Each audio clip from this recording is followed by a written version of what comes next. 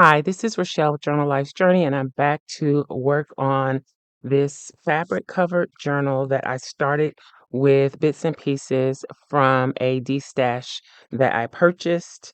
I used some of the lace from it, and this is what the outside cover is going to look like. So now I need to work on the inside cover, and I also need to work on the topper that I'm going to use. So we're going to do the inside first. This is another piece that is from the D stash, and I didn't really want to cut this, but I'm going to. It's already been coffee or tea stained, and I'm going to use this for the inside. Um, yeah, and then it's got the piping, I guess it's called, on the edge. So I'm going to tear that off where I don't need it. And I guess I'm gonna have to get out my ironing board again as well. So which side do I want to go with? I'm gonna try this side first.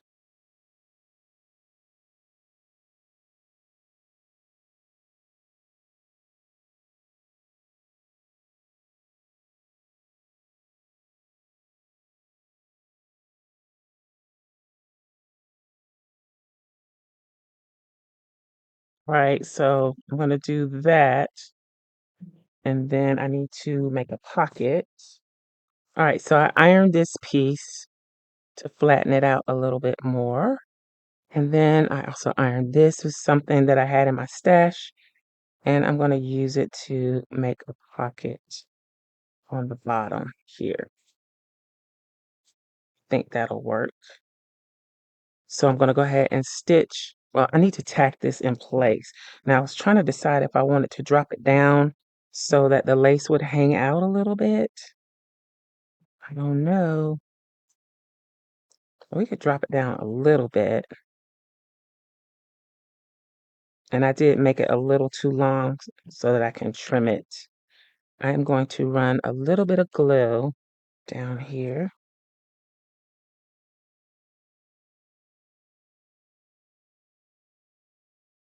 Uh, let's line it up again.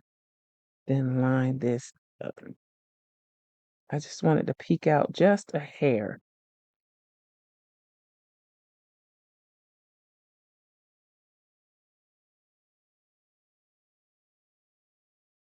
Okay, let's tack this edge down.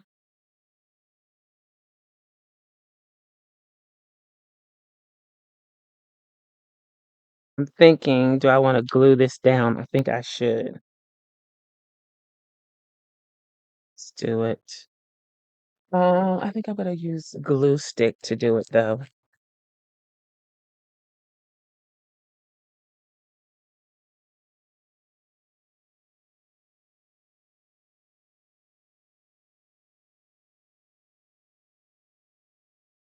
All right, so I'm gonna let that dry, then I'll stitch around everything one more time. Okay, so this is what it looks like now that I have glued and stitched the pocket on. I hope this pocket is gonna be um, sturdy enough to hold things. I guess it should be fine by the time I stitch in the um the signature or signatures. I might do 3 small ones or 2. I really feel strange doing even numbers of signatures under 4. So 2 just seems odd to me, but I might do 2. This is the graphic that I printed to use for the cover. Now that I'm looking at it, I think I don't like the coloring, so I might go back and adjust that to something a little better and also make it smaller. This is 4 by 6 and the cover is approximately 5 by 7. And I just think this is a little too big. I'm also thinking maybe I should print it on uh, photo paper instead of just cardstock because it looks really dull here. Yeah, it looks so dull.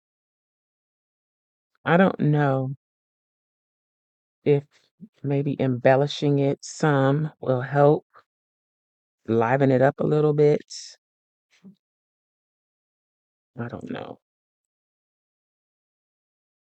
added some lace or something. Something. I think it needs to have more of a neutral tone and less of the pink tone, which is easy for me to change.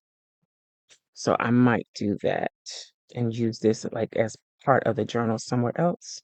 So I'm going to go see what I can create, make it a little smaller. How much smaller? Maybe a half inch smaller. Yeah, let me go work on that and I'll be back. Okay, so I've collected a few more things and done a little more work. So I am gonna do the two signatures.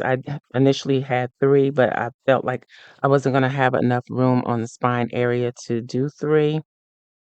I think I can squeeze two in there, so I'm gonna do two. And this is going to be an unusual, eclectic variety of papers that I'm using. I printed this lace, I think that's what it was called. It's lace or embroidery digital that I have from Crafty Cat USA. If you want to see the digitals that I use, I have a Pinterest board, digitals for journals. I think that's what I called it. It will be linked in the description box below. You can go over to my Pinterest board and see all of the digitals that I use. Some of the older things, if it's something older, it's probably not there. If I use anything older, I will try to make sure that I add it. I've been doing that every time I buy something from an Etsy shop.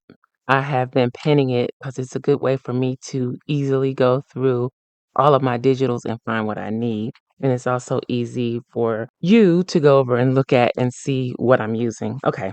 Anywho, this is from Crafty Cat USA. Um, I recently purchased this, but I don't remember the name of the shop. And that's another reason why the Pinterest board is good because I don't remember if it's a shop that I don't buy from all the time. I'm not going to remember. Same here. This is new. Um, so yeah, all of these are new. Now, also, kind of wanted this to have a bit of a spooky element to it. So I know a lot of people don't like that, but I kind of wanted it to be spooky and lacy, if that makes any sense. I've got a combination of papers like that in here. There's another piece of the vellum, the embroidery vellum. Now this I need to work on. I made an envelope with the envelope punch board, and I also printed on a doily one of the digitals. So I'm going to glue this on here and probably embellish it even more, but the envelope will be the center of the signature, and these lace papers can be written on. So there's room for writing. I'm not crazy about this. I might end up covering some of this. I don't know. There's another, I really like that one though, so I'm not going to cover it. So that's the first signature. This is the second signature. And this is not right.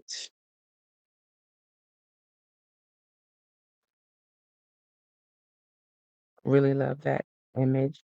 This is the other page that I'm pretty sure I'm going to cover those ghosts up because they look too cartoony and I didn't really want that cartoon look.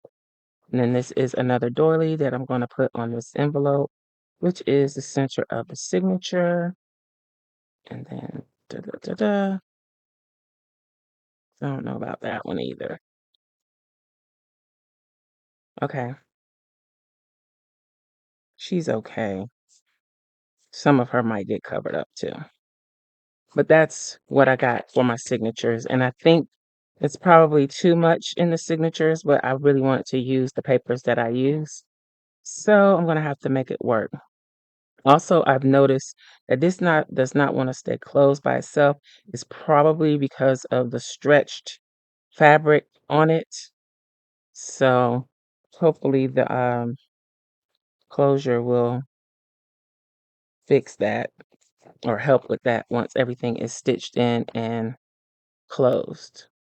So I went back and printed the graphic smaller and on the photo paper, and I think it looks a lot better. Just for comparison, this was the original print. So I got rid of some of that pink. I changed the tone a little bit. And yeah, I think this looks better. I also printed it, the larger version, on the photo paper as well.